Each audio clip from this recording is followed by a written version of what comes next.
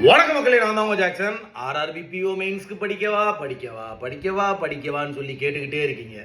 நான் இப்போ தான் கோவாலேருந்தே வந்தேன். மெசேஜஸை பார்த்தா ஃபுல்லாமே சார் 45 போட்டிருக்கேன், 48 போட்டிருக்கேன், 50 போட்டிருக்கேன், 52 போட்டிருக்கேன்.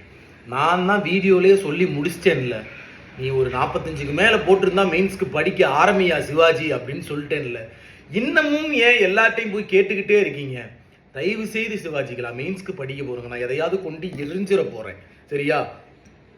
நான் ஒன்றே ஒன்று தான் கேட்கணும்னு நினைக்கிறேன். நீங்கள் இப்போ பேங்க் எக்ஸாம் ப்ரிப்பேர் ஆகுறீங்க அப்படின்னா, இப்போ ஒரு ப்ராஃபிட் அண்ட் லாஸ் டாபிக் எடுக்கிறோம், இல்லை ஆர்சி டாபிக் எடுக்கிறோம், இல்லை கோடிங் டாபிக் எடுக்கிறோம்னா A to Z நீ கவர் பண்ண தானே போகிற.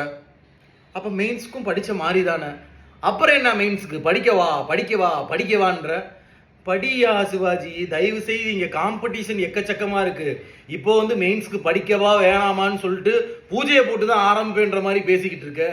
தயவு செய்து ஆர்ஆர்பிபிஓ மெயின்ஸ்க்கு ப்ரிப்பேர் ஆகுங்க. நான் தான் சொல்லிட்டேன்ல உங்கள்கிட்ட, கான்ஃபிடென்ட்டாக ப்ரிப்பேர் ஆகுங்க. கட் ஆஃப் ஐவிஎஸ் கிளர்க் மாதிரி திடீர்னு கம்மியாக கூட வைக்கலாம். அவங்க என்னன்னாலும் பண்ணலாம் ஐவிஎஸ் கிளர்க்கு. தயவு செய்து வெறித்தனமாக படிக்க ஆரம்பிங்க. புரியுதா? ஸோ தயவு செஞ்சு ப்ரிப்பேர் பண்ணுங்கள். ஸோ நம்ம ராயல் பாஸ் யூஸ் பண்ணிக்கோங்க. ஆஃபர் இன்னையோட முடிச்சிருவோம், 399 ஆஃபர். ஸோ உங்களிருந்து விடைபெறுது உங்கள் ஜாக்சன். ஸோ டின்.